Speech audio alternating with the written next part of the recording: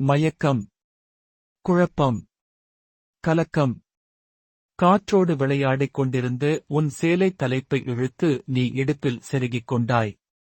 அவ்வளவுதான், நின்றுவிட்டது காற்று. தபு சங்கர் வருணும் நித்யாவும் புதுமணத் தம்பதிகள். வேலைக்குப் போகிறவர்கள். அதிக சம்பளம் பெறுகிறவர்கள். நவீன வாழ்க்கை முறை இருவருக்கும் குடிப்பழக்கத்தை ஏற்படுத்தியிருந்தது. பார்ட்டிகளில் அதீத ஆர்வம். வார இறுதி நாட்களில் நண்பர்களுடன் பப்களில் டிஸ்கோ ஆட்டம், பாட்டம், கொண்டாட்டம் என குதூகலமாக கழிந்து கொண்டிருந்தது வாழ்க்கை. மது அருந்திவிட்டு உடலுறவு கொள்வது அவர்களின் வாடிக்கை. அதுதான் உண்மையான சுகம்.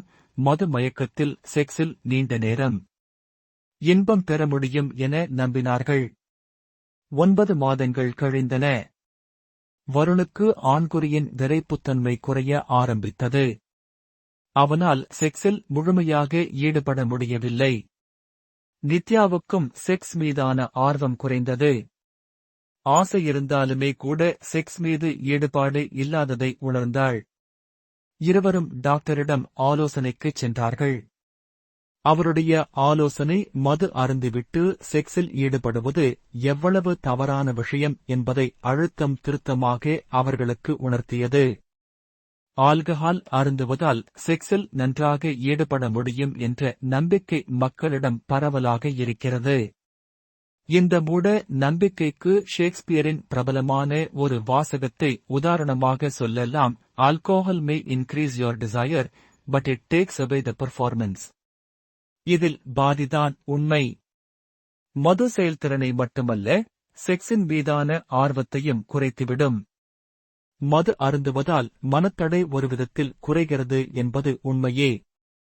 என்ன செய்கிறோம் என்பது கூட சில நேரங்களில் தெரியாது. அது மத்திய நரம்பு மண்டலத்தின் செயல்களை கட்டுப்படுத்திவிடுகிறது. மது அருந்தி இருந்தால் உடலுறவு கொள்ளும்போது நேரத்தின் மீது கவனம் இருக்காது. அதிக நேரம் ஈடுபட்டது போன்ற ஓர் உணர்வைக் கொடுக்கும். அது உண்மை இல்லை. தொடர்ந்து மது அருந்துவதால் கல்லீரல் பாதிப்படையும். ஆணுக்கு செக்ஸ் ஹார்மோன் சுரக்கும் போது கல்லீரல்தான் அதை பக்குவப்படுத்தி உடலுக்கு அனுப்பி வைக்கிறது. கல்லீரல் பாதிப்படைவதால் ஹார்மோன் சுரப்பு சரியாக இருந்தாலும் உடலால் அதன் வேலைகளை சரியாக செய்ய இயலாது. இதனால்தான் ஆணுக்கு விரைப்புத்தன்மை குறைகிறது, பெண்ணுக்கு செக்ஸில் ஈடுபாடு வராமல் போகிறது. சிலர் மன அழுத்தத்தை குறைக்க பப்பில் ஆடுகிறோம் என்பார்கள்.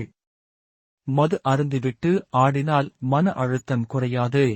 இரைச்சலான இசைக்கு ஆடுவதால் மன அழுத்தத்தை அதிகரிக்க சுரக்கும் அட்ரினலின் போன்ற ஹார்மோன்கள் அதிகமாக சுரந்து உடல்நலனை கெடுக்கும். அளவுக்கு மிஞ்சிய போதை நண்பர்களோடு கண்மண் தெரியாமல் டான்ஸ் ஆடுவதையும் சண்டை போடுவதையும் சகஜமாக்கிவிடும். இதை நாகரிகம் என்று சொல்ல முடியாது. மது அருந்துவதால் வாயில் ஒரு வகை துர்நாற்றம் ஏற்படும். கணவனோ மனைவியோ ஒருவருக்கொருவர் முத்தம் கொடுக்கும் போது நாற்றம் அடிக்கும் பார்ட்னர் மீது அருவருப்பு ஏற்படும். செக்ஸ் தூண்டுதல் ஏற்படும் என்பதற்காக குடிக்கும் மது செக்ஸ் வாழ்க்கையை பாதிக்கும் என்பதே உண்மை. மது தாம்பத்திய வாழ்க்கையை மட்டும் பாதிப்பதில்லை, நம்மை அதற்கு அடிமையாக்கி பொருளாதாரத்தையும் உடல் நலத்தையும் சேர்த்தே அழித்துவிடும்.